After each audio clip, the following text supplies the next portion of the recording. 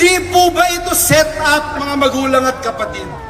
Sa mga kinaaway at nilabanan natin sa mga nakaraang panahon, lalo na sa sindikato ng flood control, meron kayang nagagalit at pilit ginugulo ang storya, ang totoong pangyayari para siguruhin na iset up si Joel Villanueva. Lumabas lang siya nung sinabi kong may gagawin ang ombudsman tungkol dyan. So, it's a surprise, secret decision that came out. So it was a secret, sir? Well, nobody was raising that issue before. Joel Villanueva kept quiet through all the years. Ombudsman Martinez never spoke about it. Di ba parang secret decision siya? Alam niyo ba yon? Did you know about it? Nobody knows about it. Sir, sabi po ni Sir Kahapon, narinig natin, there are 297 ghost super health centers. Non-operational. Ano ba yan? Anong tingin niyo sa amin? Wala namang karapatan ang mga anak ng Diyos na magkaroon ng righteous indignation.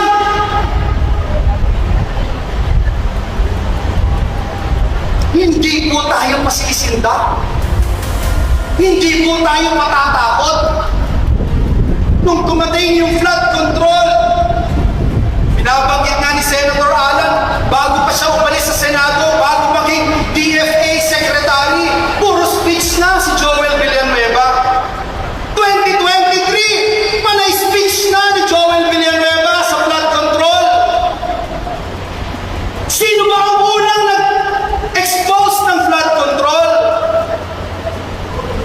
Sino ba ang unang nagsabi that there is 1.44 billion pesos a day budget of the government sa flood control?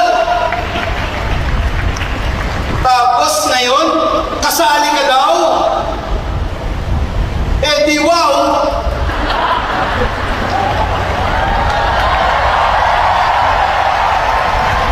Kaya ko pong tingnan ng bawat isa sa inyo dito, mga kapwa ko JIL! Mata sa mata! Wala tayong flood control! Hindi tayo sangkot sa katiwalian! Hindi kayang bilhin ng salapi ang ating prinsipyo na paglingkuran ng Diyos at ang ating bayan!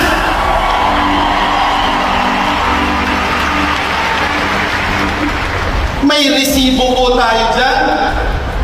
May resibo po tayo. Ngunit gusto kong sabihin dito sa kalagitnaan ng Luneta Grandstand, kaming mga JIL people, we sincerely believe that if God is with us, no one, nothing, and no circumstances here on earth can be against us. Amen! Come on, somebody shout, hallelujah! Meron po bang nasaktan sa mga ginawa natin?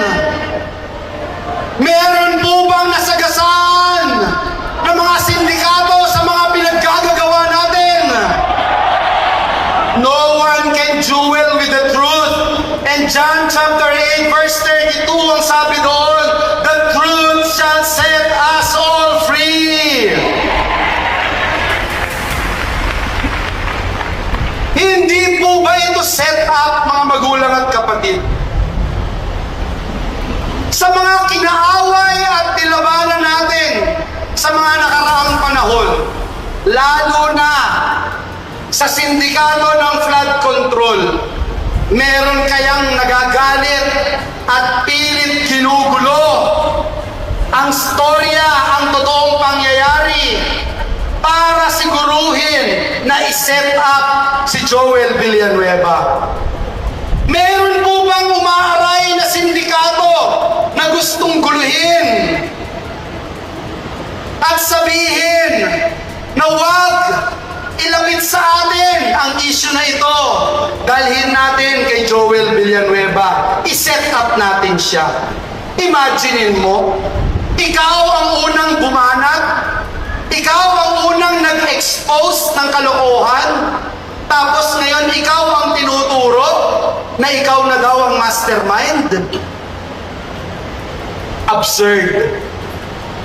Sa Bulacan, tubong lalawigan na ating mahal na mahal. Mula pa noong 2023, iniisa-isa natin yung mga flood control projects na puro palpak. Tapos, sasabihin, aba, easy target dyan si Joel. Si Joel Villanueva ang ituro natin. Hindi po ba set up ito? Hindi rin po ba set up na sabihin, basta Bulacan kay Joel yan? Wala nang ibang kongresista, wala nang ibang senador, wala nang ibang LGU official. Kay Joel yan, kaaway natin yan, i-set up natin. Tanggalin natin sa pagiging majority leader ng Senado si Joel Villanueva. Bakit? Mahirap na part siya ng leadership, aawayin natin. Tanggalin natin. Hindi po ba set up din ito? Alam niyo po, hanggang ngayon, walang makita na flood control project si Joel Villanueva. Kahit na anong invento, wala pa rin maituro ang kaaway. Yung binabanggit kanina ni Minority Leader Alan Cayetano, paulit-ulit sabi, miyembro ng Commission on Appointment si Joel Villanueva. Hindi naman pala. Hindi pala ako member ng CA noon na pinaparatang nila. Pabago-bago na po ang storya. Pabago-bago na ang aligasyon. Mahigit 100 na ang storya. Iba-iba po. Ilang beses sa mga pagdinig sa Kamara, sa Senado, ang sabi po sa General Appropriations sa Akyan, sa GAA yan. Pero nung huli sabi, ay wala pala sa GAA. Nasaan program funds pala? Ibang-iba po yun. Mga kapatid ko sa Panginoon, ibang-iba. Ang unprogram, hindi po dumadaan sa scrutiny ng Kamara, sa scrutiny ng Senado. Iba po yun. Ibang item po yun. Aba, nagulat po ang lahat. Nasaan program pala?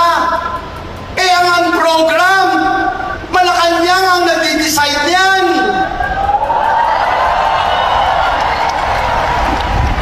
Bago mapondohan ang unprogram, dapat may bagong buwis. Bago may unprogram, dapat over-collection ng buwis. Dapat ang mga government-owned and controlled corporations, dapat maraming nakolekta. Bago ang program ay i-release, dapat may certification ng Department of Finance. Dapat bago sabihin may pondo, kailangan ng certification ng Department of Budget and Management. Kung kay Joel Villanueva yung project na yan, bakit doon niya ilalagay? Mga magulang at kapatid, nakakalungkot po itong trying hard na i-set up po ang inyong kapatid sa Panginoon. Nakalimutan po nila na ang Diyos na pinaglilingkuran natin ay buhay at makapangyarihang Diyos. Ngayon po, pinapahiya na sila unti-unti. Nagkakabulol-bulol na, nagtuturuan na. Sabi ko, nag-deliver daw ng salapi nung una sa school. Aba, binago, sabi sa church. Sabi ko, kung sa church, pati si Satanas hindi papayag sa script nyo. Tatanggap ka ng suhol sa simbahan. Aba, binago ulit, pangatlong beses, rest house na. Wala naman ako rest house. Incoming yung coming.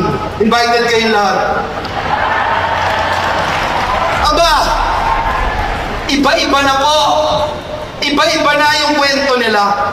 I'm really hoping na nagkamali lang si Ombudsman Remulla at mali ang binigay ng staff niya kasi malinaw na malinaw, dinismiss na yung kaso na yan. Klarong-klaro po yan. Wala siyang isusulat sa Senate President sapagkat na-dismiss na yung kaso na yan. At kung titignan mo bakit na-dismiss, malinaw na hindi marireverse. First, ang pirma ni Joel doon ay forged. Hindi niya pirma. Pangalawa po, ang nakalagay sa letterhead, Buhay Party List. Siya po ay representative noon ng CBAC Party List. No? So this is not even a debatable matter. So I know Boying Remulla. He is a man of duty. May sense of duty yan. Nabasa ko mga statements niya bago siya maging ombudsman. Naniniwala ako gusto niya ng tunay ng pagbabago. Marami akong issues na hindi agree sa kanya, but I see his sincerity na gusto niyang parusahan ang dapat parusahan. Unfortunately, parang naging circus nga, palakasan ng palakpak. And we know that there are certain people who are against Joel, who are against the minority. So, habang ginugulo ito ng mga mastermind, sila'y nakakawala. Isipin niyo po, no? Kung unang araw na sinabi ng Pangulo, mahiya naman kayo, tinignan na kaagad kung ano yung ghost, kinasuhan na kaagad yung 3, 4, 5 contractor na siguradong may ghost, hindi na nagkaroon ng circus. Hindi na nakabuelo na kung ano-ano ang sinasabi ng ibang mga witness. Ano ba in-expect natin? Pag yung ngang 1 milyon ninakaw, gagastos yun para hindi mahuli. Yung tens of billions, maybe hundreds of billions ang ninakaw, guguluhin talaga nila to.